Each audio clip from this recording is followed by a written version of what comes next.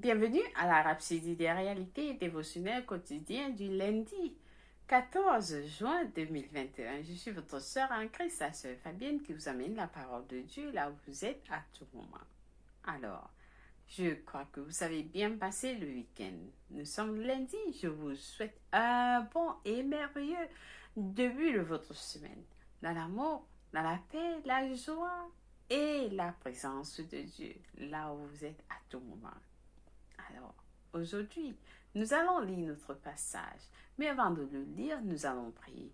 Nous rendons grâce à l'Éternel et demandons à l'Éternel de prendre le contrôle de notre semaine, de prendre le contrôle de nos vies et tout ce qui nous concerne. Amen. Loué soit Dieu. Rappelez que nous sommes au mois de la prière. Nous sommes au mois de la prière. Donc, nous devons prier à tout moment. À tout moment. Car c'est la volonté de Dieu pour que nous prions. Il nous a demandé de prier parce qu'il voudrait répondre. Alors nous allons remercier l'Éternel et lui dire merci Seigneur. Merci pour ton amour, merci pour ta gloire Seigneur. Tu es Dieu au-dessus de tout Dieu. Tout le monde t'appartient, le monde, le ciel et la terre t'appartiennent, les hommes t'appartiennent. Oui, tu as créé toutes choses. Tu es béni Seigneur, nous te louons. Nous te glorifions, nous te rendons tous ta gloire. Alors, Père éternel, merci d'avoir été avec nous tout au long du week-end et nous sommes avec toi en ce début de semaine. Avec toi, nous marchons pas à pas. Aide-nous, Seigneur, à ne pas avancer plus que toi, à ne pas marcher plus que toi, mais que nous soyons avec toi. Nous suivons tes pas, Seigneur. Et ouvre nos cœurs, ouvre nos esprits à voir la compréhension, la connaissance de ta parole, qui nous fait grandir, qui nous illumine, car ta parole est notre vie. Ta parole est une lampe à nos pieds et une lumière à nos sentiers. Alors, Père éternel, nous te disons merci. Merci car tu nous as donné ta parole dans la rhapsodie des réalités pour nous guider, pour nous enseigner, nous corriger, nous instruire. Et nous acceptons cette parole avec tout cœur. Et nous vivons chaque jour. Nous venons, nous cherchons les Écritures, nous méditons, nous étudions la parole de Dieu qui nous transforme. Au jour le jour. Oui, car le chemin du juste brille au jour le jour jusqu'au jour parfait. Amen. Amen, Seigneur. Nous te louons pour cela. Nous te disons merci. Au nom de Jésus-Christ. Amen. Loué soit Dieu.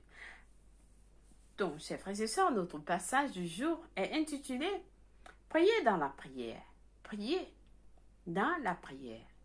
Ce passage est tiré de Jacques 5, verset 17, parce que Zoya qui le met la prise de Jacques 5 à 17, qui dit « Élie était un homme de la même nature que nous. » Élie était un homme de la même nature que nous.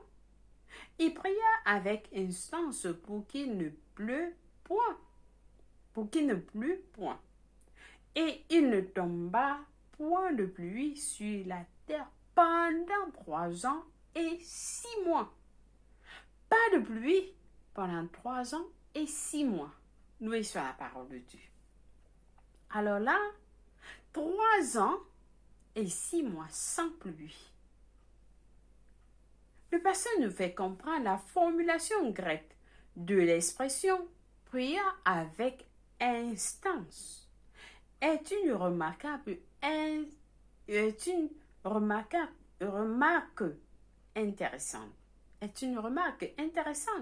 Il nous dit en effet qu'Élie a prié dans la prière. Élie a prié dans la prière. Tout comme lorsque Jésus a dit à ses disciples dans Luc 22, verset 15, « Avec désir, j'ai désiré manger cette Pâque avec vous avant de souffrir. » Avec désir, j'ai désiré manger cette Pâque avec vous avant de souffrir. Comment peut-on désirer quelque chose avec désir. Comment? Comment peut-on désirer quelque chose avec désir? Ou prier dans la prière. Alors le pasteur nous dit, c'est une façon de renforcer, c'est une façon de renforcer la communication. Donc, en incluant le mot instance, il nous aide à comprendre aide à comprendre la force de ce qu'il voulait communiquer. La force de ce qu'il voulait communiquer. Comme le dit dans la version amplifiée, il dit la prière fervente, sincère, continue d'un homme juste rend énorme puissance disponible, dynamique dans son fonctionnement. La prière fervente, sincère, continue. Vous ne priez pas une fois, vous arrêtez, non, continue. Et vous priez sincèrement. Prière fervente, sincère, continue d'un homme juste rend énorme puissance disponible, dynamique dans son fonctionnement. Donc, vous priez jusqu'à ce que vous avez du résultat. Vous ne priez pas une fois et vous cessez. Non. Alors, 1 Roi 17 nous donne les détails de ce qu'il s'est passé au cours de la prière. Élie le Tishbaï, l'un des habitants de Gala, dit à Achab, l'Éternel est vivant, le Dieu d'Israël dont je suis le serviteur, il y aura ces années-ci, il n'y aura ces années-ci ni rosée ni pluie, sinon à ma parole. Ça, c'est dans 1 Roi 17, verset 1. Il n'y aura ces années-ci ni rosée ni pluie. Imaginez-vous pendant 3 ans et 6 mois, ni rosée ni pluie. Et il ajoute, il dit, sinon à ma parole. Loué soit Dieu. Alors, le pasteur nous fait comprendre, Élie n'a pas simplement dit, il n'y aura pas de pluie selon ma parole. Il n'a pas dit ça. Il n'a pas simplement dit cela parce qu'il en avait eu envie. Il n'a pas dit ça parce qu'il avait juste envie de le dire. Non. Non. Le 18e chapitre nous fait savoir qu'Élie a agi selon la parole du Seigneur. Il a agi selon la parole du Seigneur. Quand il était temps de la sécheresse, quand il était temps que la sécheresse prenne fin, il a prié dans la prière. Il a encore prié dans la prière. À nouveau, il a prié dans la prière. Et comme le dit Louis II, il a prié avec instance. Il a prié avec instance. C'était sincère et continu jusqu'à ce qu'il obtienne les résultats souhaités. Vous pouvez étudier 1 Roi 17 à 18 pour mieux comprendre cela. Il a continué, il a prié sincèrement et continuellement jusqu'à ce qu'il a obtenu des résultats désirés. Donc, vous êtes dans une situation. Vous avez une situation où le pasteur nous fait comprendre de la même manière qu'Élie a été efficace dans la prière. Vous pouvez également faire confiance au même Dieu vivant et prier dans la prière lorsque vous désirez un changement. Lorsque vous désirez un changement, je ne sais pas, dans vos finances, vous désirez un changement dans votre foyer, vous désirez un changement dans votre maison, dans votre boulot, vous désirez un changement. Alors là, Vous entrez dans votre chambre. Vous déclarez, je sais qui je suis. Je sais qui je suis. J'appartiens à Jésus-Christ. J'appartiens à Jésus-Christ. Celui qui est en moi est plus fort que celui qui est dans le monde. Alors le monde m'appartient. Tout m'appartient. Je change tout à partir d'ici. Je change tout à partir d'ici. Vous priez ainsi, vous faites des déclarations. Vous faites des déclarations, vous déclarez, je refuse de céder, je refuse de céder, je refuse de céder. Alors je fais je change tout à partir d'ici. Donc vous savez, vous priez, et lorsque vous priez ainsi, vous voyez que la situation n'a pas changé. Alors là, chers frères et sœurs, ne vous découragez pas. Ne vous découragez pas. La prière la Bible nous dit, Abraham n'a pas, c'est-à-dire Abraham a cru à la parole de Dieu et il rendait grâce à Dieu. Donc, vous rendez grâce à Dieu et vous continuez dans la prière. Vous continuez dans la prière jusqu'à ce que vous obtenez des résultats souhaités. Et lorsque vous allez prier, vous saurez que vous avez eu cette victoire. Vous avez eu la réponse à cette prière. Alors ne cessez pas de prier. Ne cessez pas de prier. De la même manière qu'Élie a été efficace dans la prière, vous pouvez également faire confiance au même Dieu vivant et prier dans la prière lorsque vous désirez un changement. Élie a prié et quelque chose de remarquable est arrivé à toute une nation. Imaginez-vous une personne a prié pour qu'il ne pleuve pas pendant 3 ans et 6 mois. Une personne, imaginez-vous ce que vous pouvez faire dans votre nation, dans votre pays, dans votre famille, ainsi de suite. Nous pouvons effectuer des changements dans notre nation, État, ville ou institution.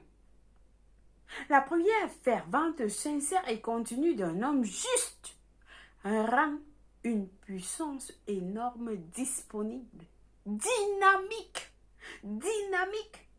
dans son activité. Dans son activité. Vous priez sincèrement. Vous priez sincèrement et continue. Vous priez jusqu'à ce que vous savez, je sais que cette situation a changé. Priez de cette façon. Priez avec un désir profond. Priez avec un désir profond, avec une passion intense. Et il y aura un changement.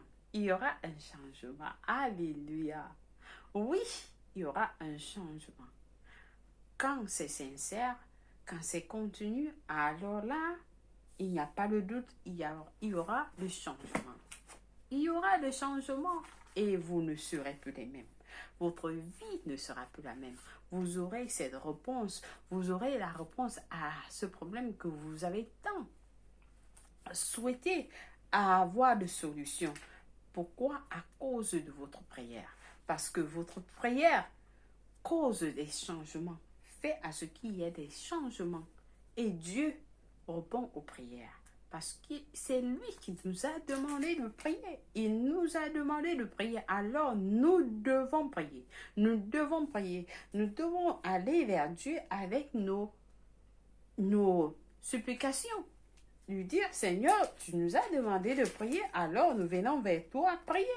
Et nous prions. Donc vous priez et vous aurez la solution. Alléluia. Alors, nous avons des études approfondies aujourd'hui dans Jacques 5, versets 17 à 18 et Luc 22, versets 39 à 44. Je vais lire Luc 22, verset 39 à 44 qui nous dit, 39 à 44 qui nous dit, après être sorti, il alla selon sa coutume à la montagne des Oliviers.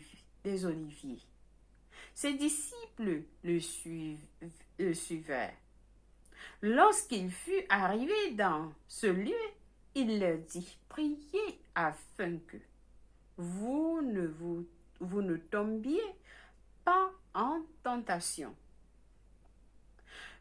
Puis il s'éloigna d'eux à la distance d'environ un jet de pierre.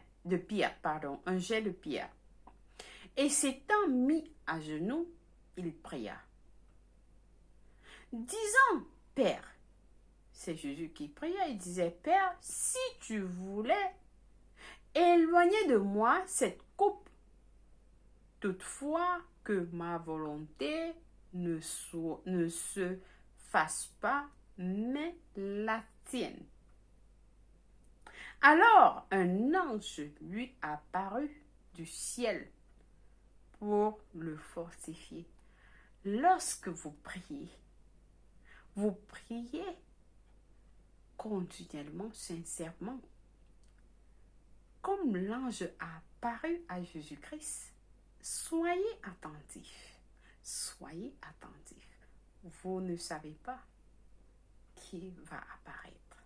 Alors, nous continuons à lire. Alors un ange lui apparut du ciel pour le fortifier. Étant en agonie, c'est-à-dire vous priez jusqu'à ce que vous avez mal au ventre. Vous avez mal au ventre, vous gémissez.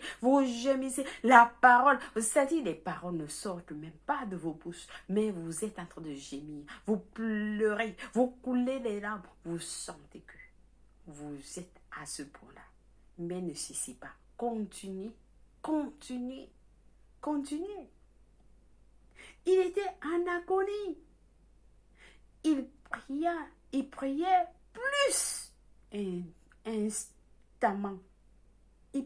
plus instamment. Et sa sueur devint comme des grumeaux. Je vous l'ai dit, comme des grumeaux de sang qui tombaient à terre. Alléluia. Donc vous voyez que lorsque vous priez, vous êtes, c'est-à-dire le Saint-Esprit est en train il est en train d'intercéder. Il est au contrôle. Et lorsque vous êtes à ce point-là, vous ne pouvez pas rien, vous pouvez rien. C'est l'Esprit de Dieu qui est au contrôle. Il contrôle tout. Et alors là, le changement commence. Il y a changement. Alléluia. Donc nous allons prier notre prière du jour en disant, cher Père, merci pour ta justice qui remplit la terre. Et ta parole qui prévaut dans la vie des hommes alors que l'évangile est proclamé dans tout le monde entier aujourd'hui. Toutes les nations t'appartiennent. Et la connaissance de ta gloire couvre la terre comme les eaux couvrent la mer au nom de Jésus. Amen, loué soit Dieu. Alors, chers frères et sœurs, nous avons des études approfondies aujourd'hui, les études bibliques, je vous l'ai dit, dans Acte 4, verset 32 et Acte 5, verset 1 à 11. Puis, de Chroniques 20 à 22.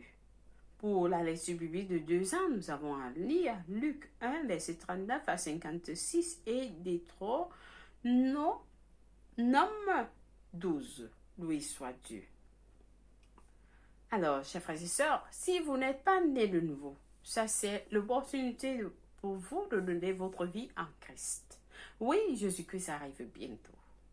Il arrive bientôt, alors vous ne voulez pas être celui-là qui ne va pas, qui ne sera pas parmi ceux qui seront enlevés, c'est-à-dire lors de l'enlèvement.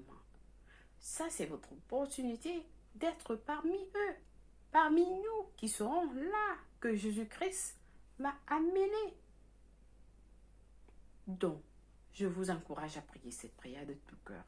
et votre vie ne sera plus la même. Nous prions en disant au Seigneur Dieu, je crois en Jésus-Christ, le Fils du Dieu vivant. Je crois qu'il est mort pour moi et Dieu l'a ressuscité des morts. Je crois qu'il est en vie aujourd'hui. Alors je confesse avec ma bouche que Jésus-Christ est le Seigneur et le Sauveur de ma vie. Par lui et par son nom, j'ai la vie éternelle. Je suis né de nouveau. Je suis désormais un enfant de Dieu. Merci Seigneur de m'avoir donné la vie éternelle dans mon esprit. Alors j'ai décidé à partir d'aujourd'hui de te suivre en avant pour toujours, en arrière pour jamais. Au nom de Jésus, Amen. Louis soit Dieu. Chers frères et sœurs, merci. Si vous avez prié cette prière, je vous rassure, Dieu vous a écouté. Alors, félicitations. Vous êtes maintenant un enfant de Dieu. Vous appartenez à la famille de Dieu, la grande famille de Dieu. Et votre vie n'est plus la même. Contactez-nous pour plus d'informations. Nous allons vous aider dans votre marche dans la chrétienté. Amen. Vous êtes bénis au nom de Jésus-Christ. Alors, chers frères et sœurs, une fois de plus, merci de suivre la Rhapsodie des réalités et je vous souhaite une bonne journée. Que Dieu vous bénisse. Je vous aime et Dieu vous aime plus. Au revoir.